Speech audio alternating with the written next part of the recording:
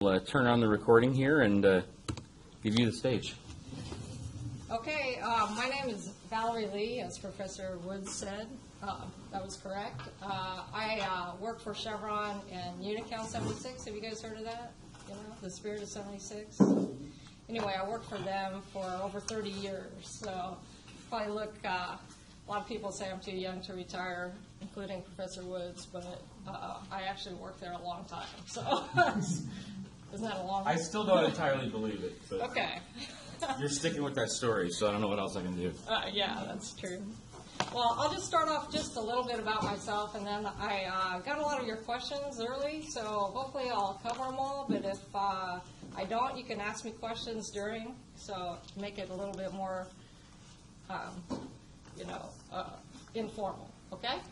So anyway, I was I grew up in Bakersfield, believe it or not. I went to Highland High School. Anyone go to Highland High School? No? Okay. Well, anyway, I went to Highland High School. I ended up going to Stanford. Anyone heard of Stanford? Yeah? All right. I have. Yeah, great school, huh? Anyway, I went to Stanford, and I got a degree in petroleum engineering, okay? And one of the reasons I got a degree in petroleum engineering is I had a summer job where I worked for Occidental Petroleum, and I ended up in their accounting department, and I would write letters to people who didn't cash their 5-cent royalty checks and ask them why they haven't cashed their check. And so it was kind of boring, and my boss said, you need to be an engineer. And so she sent me over to the engineering group, and one of the guys talked me into getting an engineering degree, which was really good advice 30 years ago, especially for a female. Because I think if you have an engineering degree, you have a lot more respect in the workplace, I think, because a lot of times at that time, anyway, they didn't think females were too smart. And I got a lot of, oh, you're smart for a girl, even though I guess they don't say that now. It's too much. Anyway, I ended up working in Santa Maria right out of college. I worked there for about 5 years, and I ended up getting transferred back to Bakersfield, and I graduated from Cal State University at Bakersfield. I got my MBA here. So, see? So, just like you guys, right? What class is this? This is our senior seminar in business strategy. Okay, so you guys thinking about getting an MBA? Anybody? It's really fun. Anyway. Some of them are thinking about it. Yeah, okay, because it was really good. We did a lot of engineers got an MBA at night. So while I was working, I came here and took classes at night, and it was really fun. So I met a lot of people here. I got to know some of the professors and that kind of thing. Someone asked me if I knew what I wanted to do, and I really didn't know what I wanted to do. And it's really hard, I think, when you're in high school or college to know what work is going to be like. And so I guess the thing that I would share with you is I had a lot of really good jobs, and I'll kind of go through a few of the different jobs I had. And when you work for a big company like Chevron or Unical, there's a lot of opportunities. So once you get in a good company like Chevron, you can kind of see what you think you're best at. So a lot of the engineers start off as being engineers, and I kind of went more towards the business or planning, that kind of thing, that direction after I was an engineer. And the engineer just kind of gets you in the door, and you can kind of move on to different jobs after that. So a lot of times I think you get worried in your college. You're like, oh, I don't know what I want to do, and I don't know what it's going to be like. But I guess bottom line, if you do what you like, you're going to be a lot better at it, I think. So anyway, what happened is I started off as a petroleum engineer, and does anyone know what a petroleum engineer does? Engineer petroleum? No. Make a lot of money. Yeah, that's probably one reason I went in petroleum engineering. So petroleum engineer, drill holes. That's kind of one thing that you can do as a drilling engineer. Does anyone know how to drill a well? Or do you guys see Deepwater Horizon? No. Anyway, the engineers, what they'll do is maybe either design drilling, design the completion, or without getting into too much detail, basically you have to drill into the ground to get oil out. And so you have to design, you have to make sure the pressure is equal so that it doesn't blow out, when you hit the oil. It's not all over the place. That's one thing an engineer might do. The other thing that I did mostly was I was a thermal engineer, so have you guys seen Kern River? Do you know we have a big oil field out here? Yeah. Mm-hmm. Okay, so Kern, not very many places, but it's called a thermal oil field. Does anyone know what that means? So a thermal oil field is that the oil in the ground is actually almost like honey or like, really thick, okay? And it's not very deep. It's only about 1,000 feet deep. So when it gets cold, it won't just flow into the tanks. It won't flow out of the ground, up the ground into the tanks. So what you have to do is you have to steam it. And you have to inject steam down into the ground to heat it up so it comes out, okay? So a lot of times you look out there, there's steam generators. You see all the smoke going up in the air? That's because they're generating steam to inject down in the ground so you can get oil out of the ground. So started out my career as a petroleum engineer. And I kind of went into business, which is business planning is a little bit of trying to decide where to spend money. And so, for example, Chevron spends about $40 billion every year. And so it takes a lot of people to decide how to spend that money, right? So should you spend it here in Bakersfield? Should you spend it in Texas? Should you spend it overseas? And what people have to do, the engineers have to fight for their money. So I have to say, hey, my well's better than the well in Texas or whatever. And I could drill 10 wells. I could make this much oil. And maybe last year I drilled 10 wells and made that much oil. So I could say, hey, I can drill 10 wells next year and make that much money. And somebody asked about investment analysis. So, for example, if you I found an oil field that has 100 wells. I could drill 100 wells, right? And they're all going to be good. And I drill 10 and they're good. Then somebody says, okay, I'll give you money to drill 90 more, right? But if you only have a field that has 10 wells, then maybe someone's not going to give you that money for 10 wells, right?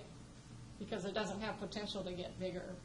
And so one of the things you analyze is, hey, do you think this well will lead to more wells? Or will this lead to something, or you'll learn something new that will allow you to do other wells for cheaper or something like that. So I think somebody asked, how do you decide what to do?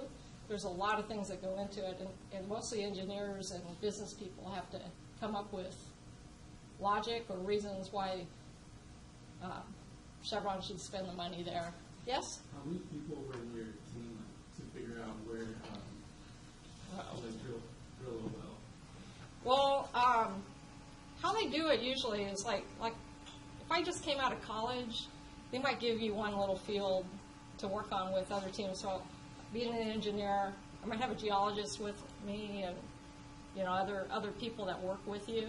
You might have a team, and Chevron here in Bakersfield, right across the street, in fact, has, I'd say maybe 200 engineers and geologists working on these different teams. And they have about 7 teams. They make over 150,000 barrels a day of oil.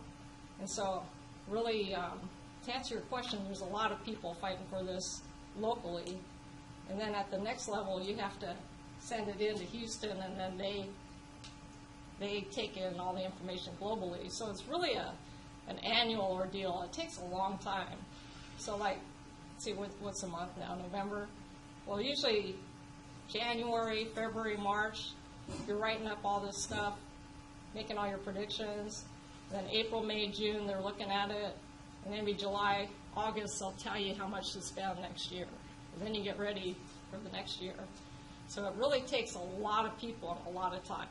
So there's a lot of planning jobs. Somebody asked about what kind of jobs you have in the oil business. But there's oil business jobs where you're trying to decide where to spend money. But there's also service company jobs where, meaning like the rigs or the people that provide all the supplies, that have to plan on how many wells do they think Chevron's going to drill next year. how much tubing do we need? How much pipe do we need? How many compressors do we need? That kind of thing. So that's the business aspect of it. I know that part pretty well. So that's a good question, though. Did that answer it kind of? I don't know, just to kind of get a sense for how big it is. It's pretty big. Got another question over here. Chevron's a big company, so. Hello. Yes. So what's your primary role at Chevron? Well, that's what I was going to get into. Is that was my role like the first 10, 15 years, providing data to get wells drilled. That's what the engineer does. And then as I moved up in jobs, and actually a lot of the engineers, after 10 or 15 years, they become all the managers, right? So when I was a manager, I was in business planning, which is more taking the engineer's information and trying to decide who's telling the truth, right? I mean, not who's telling the truth, but who's most reliable or who deserves, where we should best spend the money, right? Anyway, that's kind of a job I had, and then I ended up getting transferred to Texas, and I worked in international new ventures, so that's probably what's pretty exciting. I mean, I think to most people, but working in international new ventures, what I needed to do was, my boss actually worked out of Singapore, and so I got to go to Singapore like, I don't know, 2-3 weeks per quarter, because I had to work over there. And I stayed in the Four Seasons Hotel pretty much, and it was kind of nice, and you're on expense account the whole time, but it's a lot of work too. So when you work out overseas in international new ventures, it's the same sort of thing. You got to look at the different countries like Thailand, Myanmar, Brunei, India, Bangladesh. You have to decide where's best to spend the money. And a lot of things come into play over there because, I mean, some countries are more reliable than others, telling you the truth. Some, and you're having to negotiate deals with them to share the production because most of the oil, when oil's in another country, right? Whose oil is it? Is it Chevron's or is it their oil? Doesn't it depend on who owns the field? Well, it's always their oil, is what I'm Okay. saying, because they're just basically contracting with Chevron to help them get it out of the ground. Okay. See, so what you always got to remember in negotiations, there were some questions on negotiations that other countries don't really have the same incentives as we do. Most incentives in U.S. or the other companies you're working with are always just trying to make money, right? But when you go overseas, sometimes the other countries are kind of saying, hey, we don't want to sell to this country because we hate them, right? Or we don't want to work with these guys because, we worked with them before and they're terrible. Or, so they have different motivations. So you have to really kind of think about why do they want to meet with us? What do they need? Some of these countries are really poor and they really need a lot of the money in taxes. And so other countries really just want your help. They want you to train their people so that they don't need you anymore, right? Quick question. Yeah, sure. So what would you say would be one of the most common shortfalls of strategic planning? So I'm saying like beforehand, before you actually even drill. So this would definitely be in the analysis phase. So when you're actually gathering information. So like where can you make mistakes is kind Yeah. of what you're saying? So the question is, what kind of pitfalls could you have in international deals? Is that what you're saying? Well, one of the things is you're going to always assume that they're going to pay you, right? Yeah. A lot of times you say, hey, this is a good deal. We'll drill this well, and we'll split the profit 50-50, right? But one of the pitfalls could be is, hey, they think it's 50-50 after expenses, or they think it's 50-50, after payout, or there's a lot of misunderstandings you can have because maybe you have a language barrier, and another thing is you might assume that they're not going to try to renegotiate the deal later, right? So one country might say, yeah, we'll do it, and then they follow through, and you're, sign a contract. Yeah, you might get screwed over. Right. That's exactly it. So I guess the pitfall would be is really one of the things would be maybe really understanding if they're getting a good enough deal so that they're not going to have to renegotiate, right? Because what happens is after the deal starts, and let's say, hey, you're going to pay us back for 10 years, and then after 2 years they say, hey, we don't want to pay you back anymore, and then you're kind of in trouble, right? Because you already drilled the well, you spent all the money, and they're not going to pay you back, right? You're screwed. Yeah. So there's country risk that you have to take into account. You can say, hey, we've worked with Canada before. We know their system. We know they always pay, right? Or they're rich enough to pay. But you might go into some place like, also like, I worked in Myanmar, and there's some political issues there too. So a shortfall could be is, hey, you're going to get a lot of press about using slave labor or getting illegal money, that kind of stuff. And you might not be able to put up with it. And companies like Chevron won't work with countries that are going to create a lot of controversy, right? Makes sense. Yeah. So did that answer that question? Okay. Yeah. Okay. Good. Now this is kind of a sidebar, but it's still on the same subject. Now, can you relate that more towards locally, like so essentially in Kern County? Trying to decide who to bid, who gets the job. Wait, so is it a contract bidding process? Well, sometimes, a lot of times, what I worked with, I haven't gotten there yet, but my most recent job was business development, which I probably should get to just because it's probably most relevant to you guys.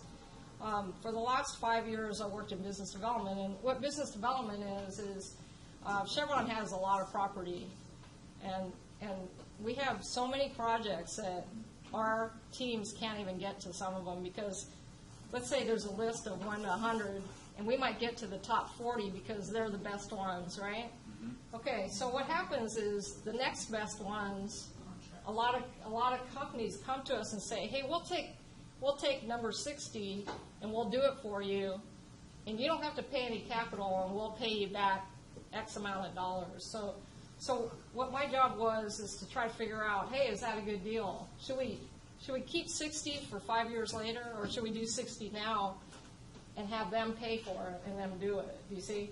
And so it's all an analysis of, hey, do we want the oil? Do we need the oil now?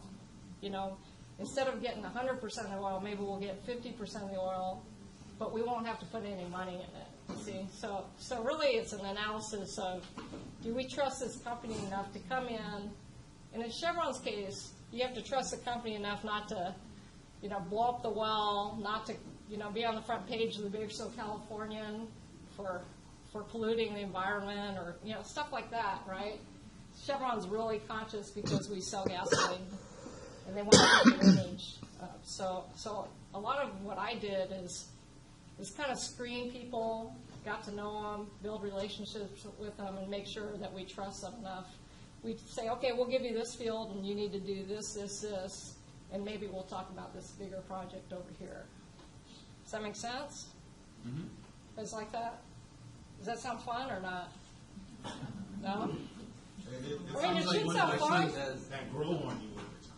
Well, it's actually, a lot of people don't really like it that much because I guess one of the things I liked about it is I like meeting people outside of Chevron because I had kind of worked for a smaller company and a different company. But a lot of people internal to Chevron would be like, hey, we don't like working with other companies because they're not us. We don't control them as much or weren't as comfortable.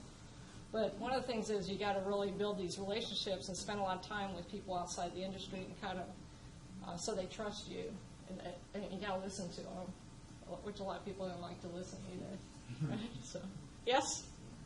Most of our companies, when they have a project like pharmaceutical or something, they all connect together for this one.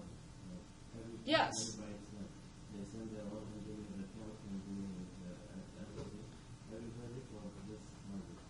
Why don't one company only do this project? Oh, well, one of the good things is, it's kind of like this, is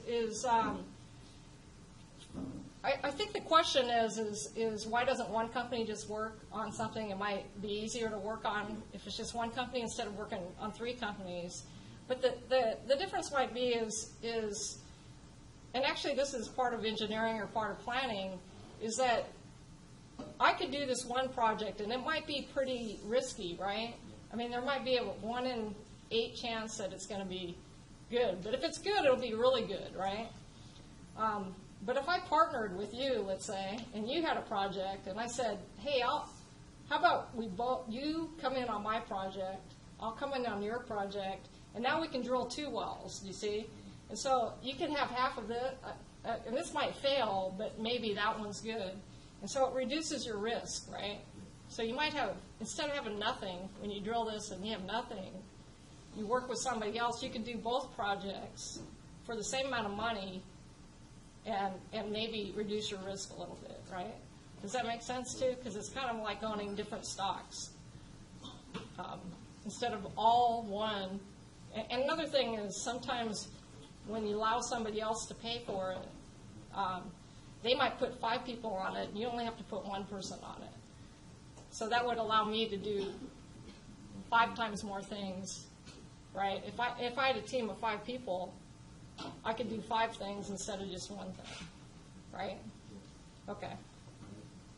Okay, so any other questions about that business development job? That was a job I had actually here in California, so I don't know if I skipped. Somebody asked if I enjoyed working for a large industry or what's it like to work in a big industry. And I think in oil business, I kind of feel like it's a really big industry and there's people all over the world that I know, actually. So it's really interesting because, I mean, they're not always in the best places because oil isn't in the best places. I mean, like, you know, there's not a lot of oil in Hawaii, for example. But still, it's good to be like in the oil industry because there's so many service companies. There's a lot of people that support the oil industry and that work all over the world. Of course, it seems like we're in the minority when they're bashing us, right? Because we kind of feel like you know, we get a bad rap, especially when we're making so much money, right? But now I think people feel a little more sorry for us, huh? Slightly. Depends on who you ask. Yeah, okay. Yes? What do you think about the prices of oil in the prediction Yeah, that's a good question. Okay, well, yeah, that is a good question. Actually, you should have a job for about a year that did price forecasting. And all I can say is whoever makes a price forecast, it's always going to be wrong. I mean, no one's ever right.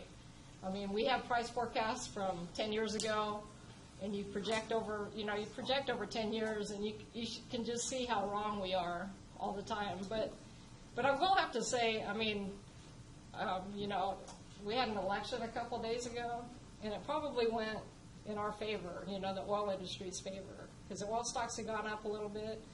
And the reason is because our new president wants us to be energy independent, okay?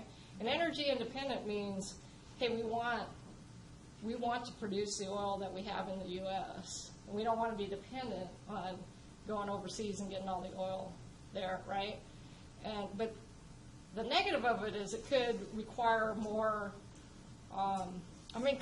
could create more pollution, right? That's the knock against it is, hey, why not produce oil overseas so that the pollution's all over there, if there is pollution. And but I think what we'll do is create more jobs in the U.S. And also, there's the regulations that we're trying to keep oil companies from drilling so many wells or costs we're getting too enormous. Because right now in California, we're making about $45 a barrel, okay? And the expenses are like $30 or $40 a barrel, right? And so when the expenses start going to $50 a barrel, then there's no reason to produce oil, right? Right. But when it's 100 or 120, then there's a lot more reason to get more engineers or to drill more wells. And drilling more wells means buying more cement, buying more pipe, buying more rigs, and it all, means more jobs for America, let's say. Okay. Makes sense? Okay. Yes? This might be in your cards, but it felt relevant now, so I guess I'll just ask it now. So do you, the oil industry's had to scale back a lot because of... The oil price, yeah. Right. If when it bounced back, how hard will that be to recover? Because if half the engineers had to get laid off, they were really good engineers that may have gone somewhere else. Do you think the talent and the infrastructure may have moved on to where it might be harder to recover? Yeah, that's a good question. But one of the things I think that they're using this downturn, a lot of the companies are building up inventory of things to do, right? So you might not need as many engineers going forward because a lot of the engineers put together these programs, and it's just, what we were working on before I left was really just trying to be more efficient, and you have more. Trying to be more efficient, cut back costs. A lot of the cost cutting had to do with, trying to get younger engineers to replace the older ones that are getting paid more, right? To have them be able to do things better or more efficiently, I'd say. Because what happens when oil price is $100, you're not as efficient, and you're not trying to save money, right? But now that it's been a year or two of trying to save money, now I think when the oil price goes back up, we're in a better position to make more money, right? And I'd say a lot of the engineers will probably, you'll lose some because they'll find better things to do. There's certainly better things to do, too, but a lot of them will come back as soon as the price goes up because they're very lucrative jobs. Someone mentioned that at the beginning. Petroleum engineers are amongst the highest paid. Probably most people won't be able to replace the salary part of it. So if prices go up, I would think people will return to those jobs. So, has anyone worked in the oil industry or any of it? You have? Okay.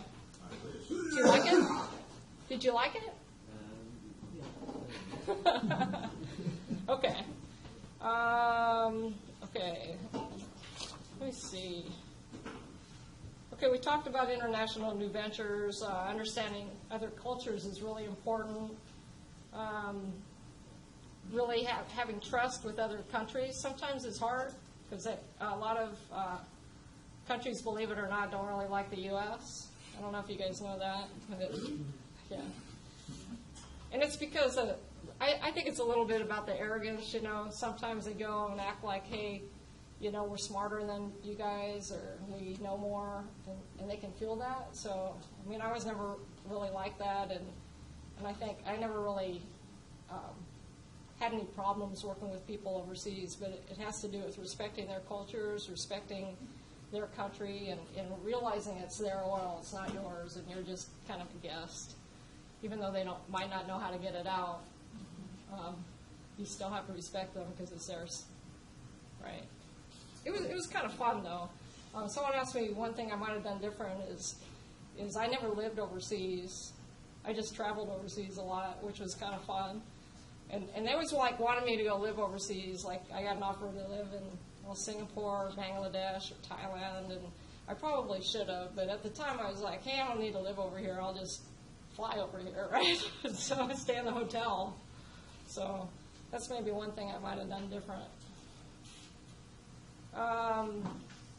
There's a few questions about work-life balance, and I kind of say that now that I retired last year, I kind of realized that really work-life balance is really hard when you're working because it takes a lot of time and energy, and I think as you get older, you don't have the energy to do things that the younger people like to do from a work life. You guys are all young, so it's good, but we kind of laughed at the young people, well, us older people laughed at the younger people because they get off work at Friday night at 5 o'clock and they'd be, we're driving down to LA, we're going to fly to New York this weekend, and we'll be back Sunday at, 1 a.m., and then we'll be back at work, right? And we'd be like, oh, that doesn't sound like very much fun, right?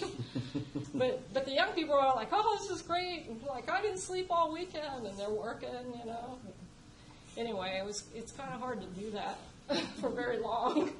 Because when you get older, you're a little bit more like, man, I don't think I can make it till Friday so that I can sleep all day, right? You know? And so work-life balance is a little tough. I think one of the things I probably would have worked a little harder at is time to work out, or really make sure that you eat healthy and that you have the energy, you know, when you're working. I have a lot more energy now because I'm not working, so. But it takes a lot of time, you know that. Mm-hmm. So it's just something to think about. I mean, there are a lot of engineers I know, or a lot of females especially, that are like, I just want to get married and I don't want to work anymore. I want to just sit at home because they just think it looks easy. I don't think it was that easy, but sitting at home taking care of kids either. So it just turns out, I guess, we were on a pretty good work schedule. We were on, I think a lot of the oil industry is on flex work schedule, which is called a 980. You guys know what a 980 is? Mm-hmm. You don't? Okay, 980. That term, no, probably. 9 days, 80 hours. Okay, so 9 days, 80 hours means you work 9-hour days, Monday through Thursday, and then you get off every other Friday. And so, but 9-hour days are long because, like, I went to work about 8, which I could barely make it, and then took an hour for lunch, and didn't get off work till after 6 o'clock. So you get home and you're kind of tired. So I think my only recommendation for work-life balance is really take the time to do stuff you want to do and schedule it out, and just be real good about planning time for yourself and taking it. Because a lot of times you get caught up in work and you don't want to take days off, or you don't set time for your vacation. Of course, I had a lot of vacation at the end too, but it never felt like enough. Okay, another question was about how do you stay positive, or do you recommend a good book? And actually, I've always been really positive, I guess. I don't know how I stay positive, but I guess I just am.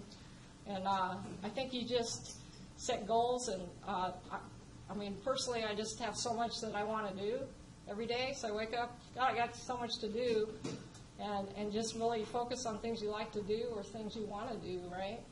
One of the books I read a long time ago, so you guys might not have even heard of this, is 7 Habits of Highly Effective People, Stephen Covey. That was kind of a book that I read at the beginning of my career, so it's really old. But one of the things I remember in it is just really building good relationships and creating win-win situations. So when you have a big decision to make, you have like 2 ways to go. You're like, oh, should I do this, or should I transfer here, or should I do this, or what should I do? If you can just think of both situations, what's the best thing about going here, what's the best thing about going here, and they're both good, right? So just make decisions and just make the best of them. It's the same with people. Make the best of people that, you know, just look at the good sides of people instead of look at all the bad things, right? I think it helps you out. What was the title of that book again?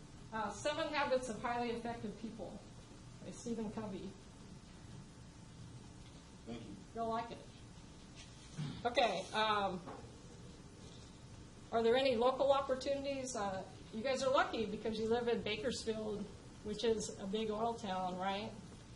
So there's a lot of jobs, I think. I mean, maybe Chevron jobs are probably, not that easy to get but actually they do recruit in Cal State Bakersfield in like legal and land and accounting, I think. I have a lot of friends from the HR department. HR? Oh. She's an HR major, but a lot of us were in it. Justin? Yeah, well, I had a lot of girls that were in Chevron. Oh, yeah, they work for the summer. Okay, I met some of those. But after it hit ground, they cut the programs, yeah, because they used to have these really good programs for, yeah. Because Chevron actually, they really like to hire local people. So maybe when the oil price, you guys watch the oil price. I guess I didn't answer the oil price projection, but I do think it's going to go up now because of the energy independence objective, right? You have a timeline? Well, I mean, you guys know that oil is a limited resource, right? I mean, there's only so much oil that we have, and really, I talked about this before, but it's like a very efficient energy resource. So a lot of people are like, oh, I don't like oil because I don't like the pollution, but most people aren't willing to walk everywhere just because they don't like pollution, right? So next time you drive up to San Francisco, a lot of people go, oh, why don't I have electric cars so I don't have to use a tank of gas, right? Because a tank of gas gets you to San Francisco. Well, next time take your golf cart up to San Francisco, right? And every time you need to charge up your battery, find an electrical station that you can sleep overnight, I guess, that kind of thing. But really, it's not as efficient right now, okay? And so, it's unrealistic to think that everybody's going to, day one, everybody's going to drive their, electric cars everywhere, right? Because we don't have enough electrical stations everywhere. Gas stations are kind of set up. And that's because one tank of gas, just think about one tank of gas is all it takes to get you to San Francisco, right? Well, yeah. Yeah, but what I'm saying is any other energy resource, you probably have, if you had solar power, it'd probably take you 6 months to get that much energy to go up. Really? Okay, so there. I know somebody that has a car, but they're at work and they plug it in to be able to drive it, and then they go back home and then they plug it back in. Yeah, they can go 20 minutes. But anyway, until they make it more efficient, I'm not making fun of other energy sources, but that's why you don't see everybody driving solar cars around, right? Because solar cars might require batteries that are 2,000 pounds, right? Which makes it inefficient. So I'm supportive. What? I said you got to work those bugs out, huh? Yeah. Well, see, I think now, honestly, when the oil price was $200, these other energy sources would come into play, right? But with oil so low, it's really hard to compete. And so that's the whole thing about oil prices. That's why oil prices are bound to go up sometime. I see a lot more trucks on the road now. Yeah. And before I saw a lot more hybrids. Now I'm seeing. Okay, so that's an example. So what pushes oil prices up is, hey, we don't have enough oil left, right? So the prices are going to go up because we can't have people using this much oil every day. We use a lot of oil. Are you talking about a mismatch between supply and demand? Right. So that's the whole thing behind oil prices, right? You hear OPEC saying, hey, we're going to still produce a bunch of oil, then prices are going to stay low. Yeah, because the supply is there. And people, you haven't, especially in the last year, you haven't heard too many people say, oh, we need to, cut back. You guys need to carpool, right? They don't push that as much now because the prices are low, right? And so then you use it all. And then all of a sudden, oh, we're out of oil. Uh-oh, we better raise the prices, right?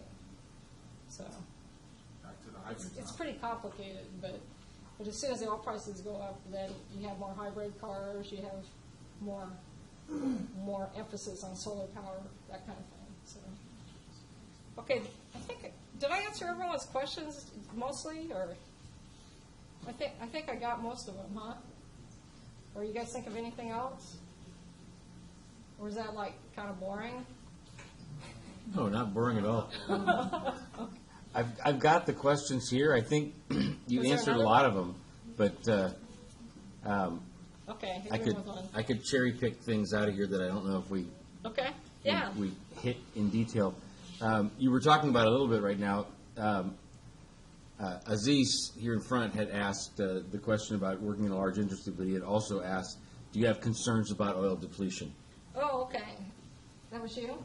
Okay, so what was the question exactly about depletion? Was it about running out of oil, or are you talking more about subsidence, that kind of thing?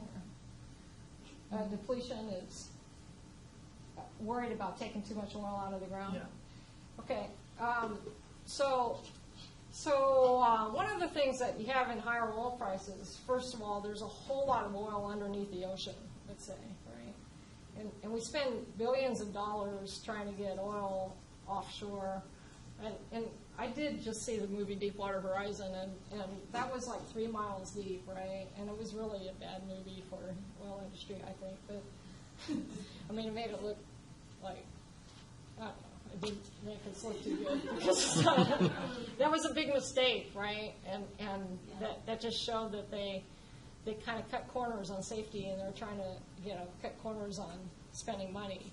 And so one of the things, like, I will say Chevron does is spends more money than other companies because they want to make sure things like that don't happen, right? And I think there's more emphasis on safety now. I mean, this is a safety shirt I'm wearing just for that. But what happens is there's a lot of oil that's really expensive to get. So can you imagine how much it costs to go out in the middle of the ocean and drill a well 3 miles deep and build a structure and that kind of thing? And so those are huge projects. They take billions of dollars, right? But when the oil price is low, nobody's even going to look at projects like that, right? Because why would you go do that when you're not going to make your money back, right? And so when the price goes up, then I don't really worry about it because there's so many things you can do. That's where the engineers will come back and say, now we have to think 10 miles down, or we got to think of a new way to get oil. There's a lot of oil down there that we don't know about, I think. I mean, right now, you'd probably say, oh, we found all the oil, but there's no way we found all the oil. So on a global scale, I'm not worried about it. I would say there's probably limited resources in the U.S. because everybody's looking for it in the U.S. In California, we've been looking for it for like 100 years. And so they've pretty much found the big oil fields, but we haven't gone 10 miles deep, let's say, or 3 miles deep. And you guys probably know we can't drill offshore California either. I mean, the regulations keep us from drilling offshore. That was the other question. The regulation. Yeah. I've seen, what are they called? Well, those platforms, but there's no new drilling, see? So you haven't seen any new platforms. Since when? Probably about 20 years ago, I'd say. So there's a lot of oil offshore California, but we get a lot of pushback on that, and also the regulations in California, like even moving from Texas to here, the regulations are a lot stricter in California, and so that makes it cost prohibitive to drill a lot of certain places in California too. But if they took those regulations or they reduce the regulations where the costs aren't so high, for example, and if we ever get really serious about being energy independent, the U.S. uses a lot of oil, so we would have to produce a lot more oil to be energy independent. So did that answer your question? Is that what you were asking? Okay, good. Anything else? Allison had asked. Allison. Where's Allison? There. I forget. You sit there in the other class and here in this class. Allison had asked, hiding. if you had it to do all over again, what might you do differently in your career, in your life? Well, let's see. Well, one of the things I guess there's two things maybe. One is it's probably, I work for Unical, which is a smaller company, which I really kind of liked working for a smaller company rather than a bigger company.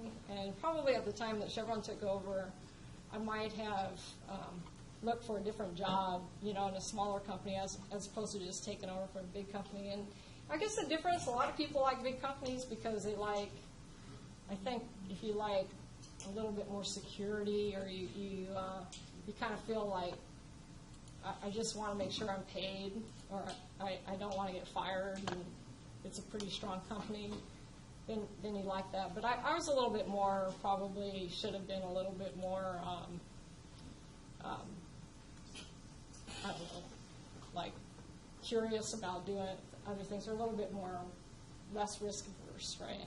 Because there are a lot of jobs I could have had that I really liked. would have liked, rather than just, I don't know, when you work for a big company, it's a little bit like selling out and saying, oh, okay, I'll just go to work every day and make a lot of money, right? And you pretty much just, I guess one of the other questions was, what do you do in a normal work day? And one of the things that you do in a normal work day is you go to work, you read your email, and you go to meetings all day, like all day. And you just have meetings, and then you have to work with people that, you know, I don't know, just all day listen to people and try to get along and try to move projects along. And then go to another meeting, you just go to another meeting, go to meetings. So sometimes it's like that, where just it gets to be kind of just a little bit routine. Maybe that's what I wanted to say. So that, and I said a little bit earlier to address that question, it was living overseas might have been pretty good for me. I mean, at the time I was like, hey, I have it pretty good. I just fly over here, you know, in the hotel, you know, on expense account. It was really fun. But maybe living overseas, you have a different perspective, right? Actually living there, which a lot of people really like. So I guess that's another question, was a little bit of what's good about the oil industry, if you guys think about getting into it, is a lot of people like the travel, or like, I change jobs every 2-3 years. I lived in Santa Maria. I lived in L.A. I actually worked on the offshore platforms in L.A. Has anyone been to Seal Beach? You know where that is? Have you seen the platform right off the beach? See, that I worked on that platform. It's only a mile away, and you can hear the phone ring from the platform on the beach. It's that close. So, then I worked in Sugar Land, Texas, mostly, and then My mom lived in Sugar Land. Really? Yeah. Oh, She just okay. moved recently, but You never lived there? no. Well, I went to visit her there though. I know Sugar Land. Oh, okay. I didn't realize that was where you lived in Houston. Yeah, Cool. that's where I live. So, but anyway, it was a lot of fun. So I don't really regret anything there. And I mean, like someone said, it pays really well. So I mean, there's a lot to be said for well-paid jobs, right? So. How much math do you use? Oh, that's a good question. Well, I'm really good at math, so I guess I don't really think about, like, it's not like doing math problems every day. Probably do a lot of spreadsheets, so it's not, I mean, when I grew up, we had to do math by hand, and, you know, we didn't really have Excel, that kind of thing, but at work, pretty much, I mean, Excel adds for you, so you don't have to add, right? I think there's a lot of logic involved. I mean, so it's not so much math, but for me, what I was pretty good at is when you're working on deals, to do them in your head and thinking how much money you can make, you know, because the whole deal is, okay, you guys drill these wells. I know about how much they're going to cost. I know about how much you're going to make. We have certain oil price forecasts where I could kind of know about how much money that deal's worth and be able to negotiate from knowing, hey, I got to make sure they have enough money and I have enough money, right? So I'd use a lot of math in that respect, not writing it out, but in my head. So it's not like problems where it's like count 2 or 3, where if you have No. an oil spill going, like what's the Well, damage going to be? That kind of. That's an interesting question. So in business, it's a little bit more dollars and net present value, right?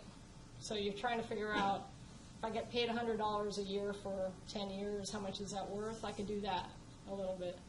But engineering is a little bit more like doing thermal equations of saying, hey, I'm going to put this much heat in the ground, and I'm going to get the oil this permeable or this viscous or this thin, and I'm going to recover 40% of it. See, the whole thing about oil is, you guys probably don't know this. So, like, if you filled a bucket with sand, right, and you filled the whole bucket up, could you still put water in it, in the bucket?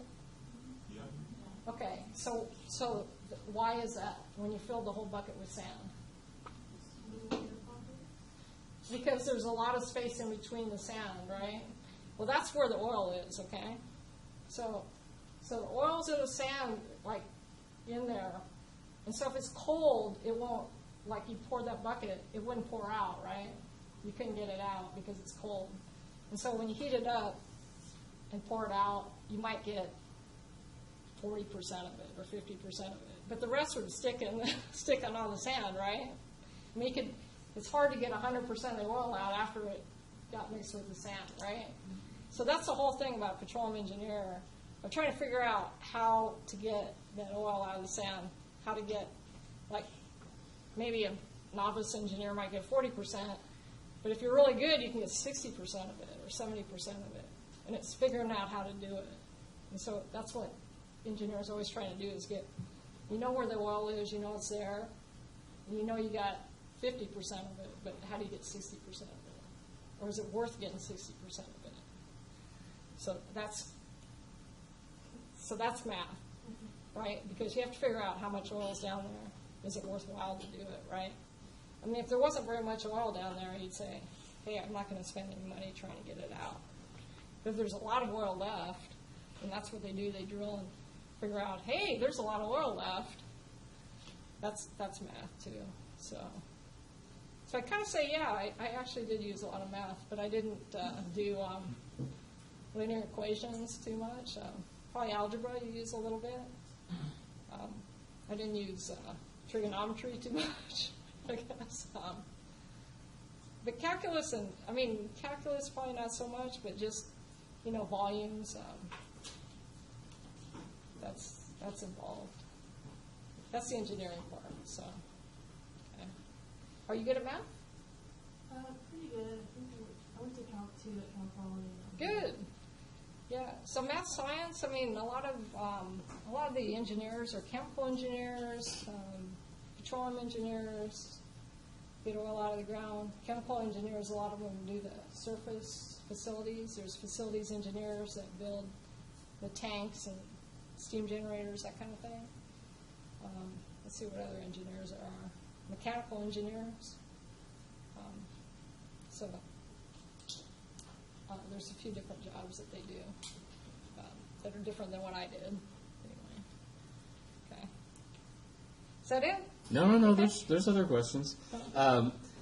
Candace asked, "Have you ever Who's felt?" Candace? All right. That's Candace there. I was pointing that direction, but you didn't see where I was pointing.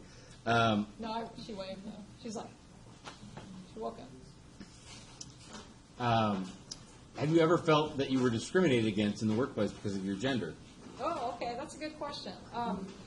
Well, let's see. When I first started, actually, I was. A lot of people really liked me, I think, because I think I was like the first engineer. They had another female engineer, but she wasn't really that. Maybe not that good or not. She didn't really like it, I guess. And so to me, I think it helped me because a lot of people really paid attention to me and tried to help me, But what was kind of funny is when I first started, they actually had, you'll like this story, is they had kitchen duty and all the secretaries had to rotate cleaning the kitchen. And so as soon as I got there, they put me on that list, and this guy got so mad, and they said, okay, we're not having Val on this list, and that kind of thing. It was like this big controversy. I remember that. And then also, right after that, they laid off one of the guys in our office, and he sued the company about saying that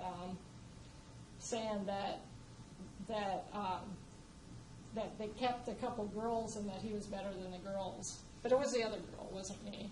And so they go, what do we have to do? Fire Val so that we can win this lawsuit or whatever. But it was really kind of bad. So there's a kind of a few things that came up when I started, but other females would, because at the time, it's kind of hard because this is like, 30, 40 years ago, right?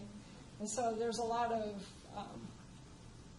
I don't know, there would be a lot, it was so male-dominated, and there's so many things that don't happen now that happened there then just daily, right? I mean, I don't know.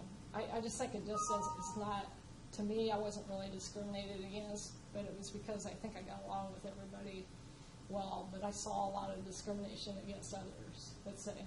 So a lot of females my age didn't stay in the oil industry because they didn't like it. I mean, they would go into meetings and say, hey, I hate this meeting. There's 10 guys and there's only one girl, you know, and make a big deal about it. But I didn't make a big deal about it, but so I guess I didn't get discriminated against, right? So much. So I guess I was pretty lucky. I don't know. Things are different now, though, because really, like at Chevron, there's probably, I'd say, more female engineers than male engineers almost. Because they really try to push getting a lot of female engineers. And so it's not even a thing now. Except I would say just my advice would be really just don't go looking for being discriminated against, because, I mean, if you keep bringing up, hey, I'm getting treated different, I'm getting treated different, then you will get treated different, right? Because people won't treat you the same if they think if they're worried about it. I mean, worried about you saying that you're getting discriminated against, right? So, I don't know if that answered. I didn't really. Yeah. No, the whole thing was, have you ever felt discriminated against because of your gender? Have you ever felt that it might have been, she might have typed it in after I sent you the link. I got it. Have you ever felt that you had to work harder than your male counterparts to prove yourself? And the last part was, do you have any advice for women entering the business world? Oh, okay, that's good questions. Okay, so as far as working harder, I'd say you might have to work a little bit harder, just because I think actually you don't really have to work harder. You just have to make sure that in meetings you speak up, for one thing, because I think you get some respect that way. But what you're working against is in the workplace, there's almost a lot of the support staff, almost all of them at Chevron anyway, were females, right? And so what they would do is get together and say, hey, we want to, clean the conference room, and we want to, put posters up all over the building and try to get you to do stuff like that. And what you got to do is say, hey, I need to do my engineering, right? You don't participate in all the support activities, that kind of thing. But you'll see guys treat you that way if you let them. Sometimes of saying, hey, go get this, that kind of stuff. And they don't really know they're doing it, but treat other females as support, do you see, as opposed to on an equal. So I'd say you have to work a little harder at making sure that people see you as a professional, right? So I'd say that's something guys don't usually have to do, because they don't have to prove that they're not support, and they don't get treated that way generally, right? And then the second part of your question was, do you have advice? Is that what it was? Do you have advice for women entering the business world now? And so that's what I would say. My advice is you just make sure that people know that you're smart, right? Because I think a lot of the females are afraid to look like they know too much, or, I don't know, it's just, there's something about females in meetings, a lot of them won't want to speak up because they're not as confident. But, well, the girls know this, but the guys try to, they're always acting like they're more likely to say that they know something when they don't, right? Because they'll be like, oh yeah, that's really stupid, right? And you don't see females do that too much. They'll just be like, shake their head, noted, right? But I think the advice would be is make sure you speak up. Say, hey, that's not right, or I don't agree with what you just said. And people have a lot more respect for you, I think, if you speak up. Or if you ask questions. When you're in a meeting, you gotta say, hey, I hit the BS button on that one, and that didn't make any sense, right? Make sure you know, because a lot of the females tend to be not as confrontational, I'd say. I wouldn't say just cause a lot of conflict all the time. I would just say make sure that people understand that you know what they're talking about, and you're not just trying to get along with everybody all the time, right?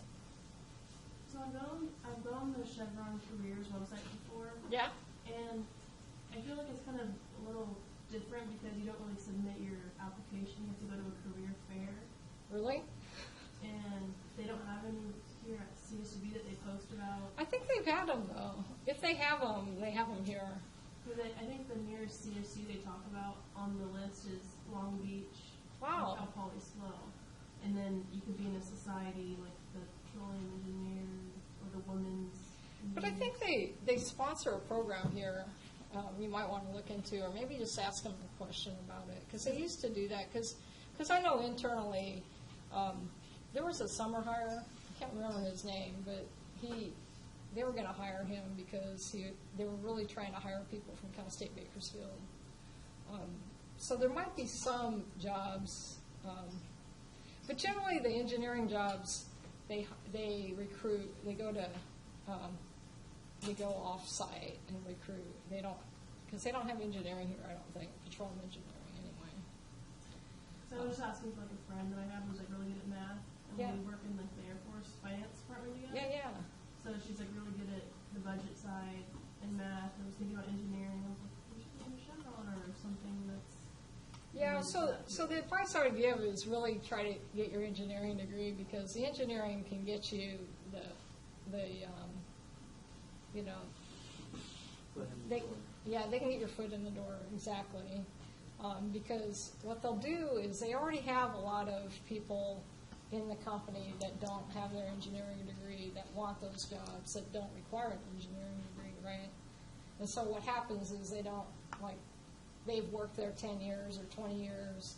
They get those jobs, and then their job goes up, you know, on the job sites, and that's why you'll never get, it's kind of hard to get those jobs, especially when they're downsizing, right?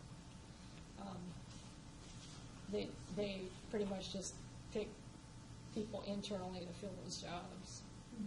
So, and the other thing about oil prices that I meant to say is that a lot of the jobs are dependent on what oil prices they think are going to do in 10 years. And so maybe the forecast for oil price might go up next year because they think, hey, we're going to get a lot more energy independent.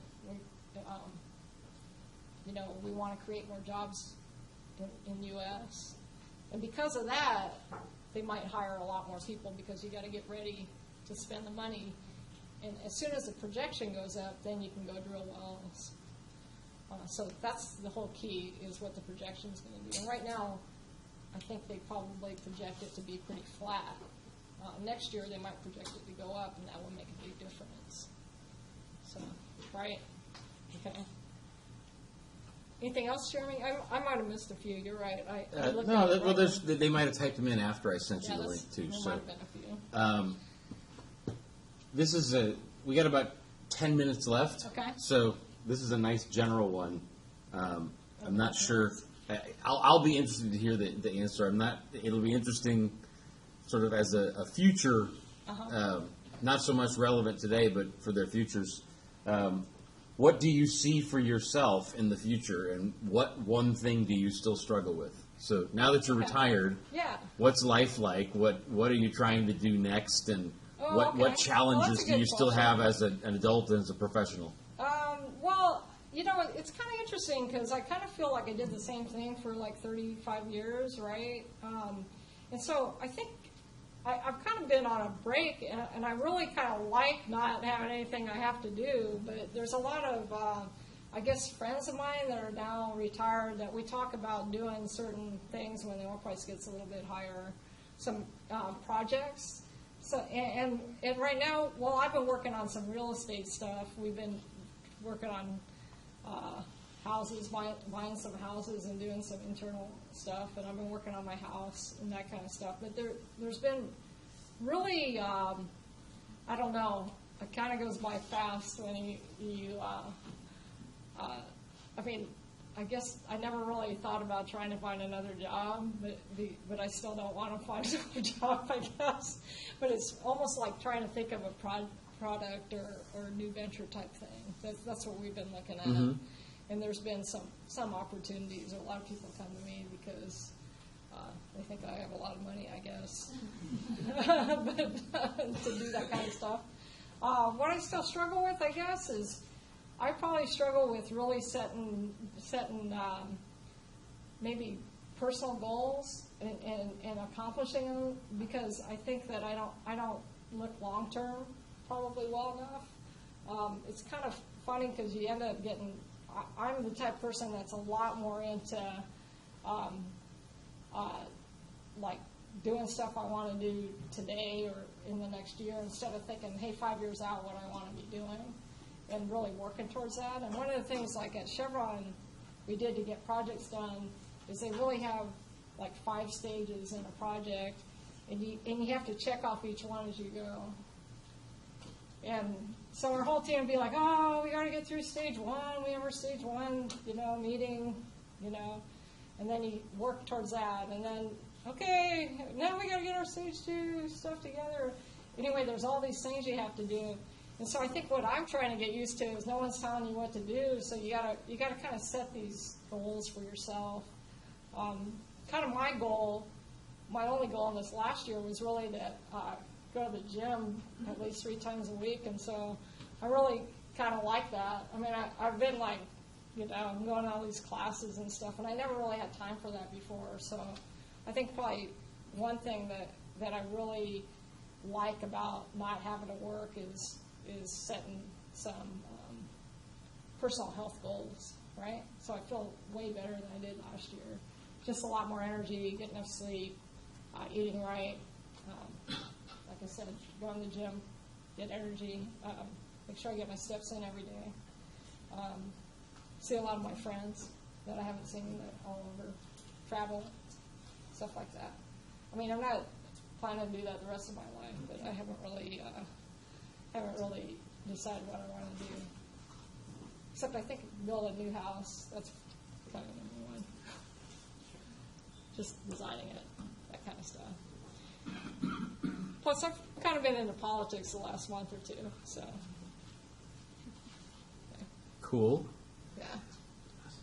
Other questions that we didn't have a chance to get to yet. I think I tried to go through and pick most of the ones that Valerie hadn't touched on already. Did you guys learn anything? Yeah. Yes. Yes, they did. So that was great. Except my the what? Yeah, my engineering manager, though, he'd be like, I don't understand why you get your MS in engineering. And I was like, I shook my head. Because they want you to, I mean, I really liked it. I really enjoyed getting my MBA at night, actually. But at that time, I was thinking I was going to do something different. But then I kind of felt guilty because they paid for it. And then a lot of people really liked me in the company, and I always kind of felt like, I guess I can't. You just get kind of, it went by really fast, I'll say that.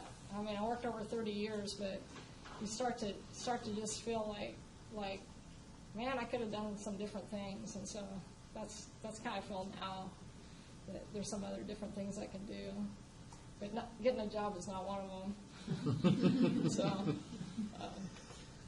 Understandable after 30 plus years of working hard. Yeah, so. Well, cool. Let's give Valerie a big round of applause.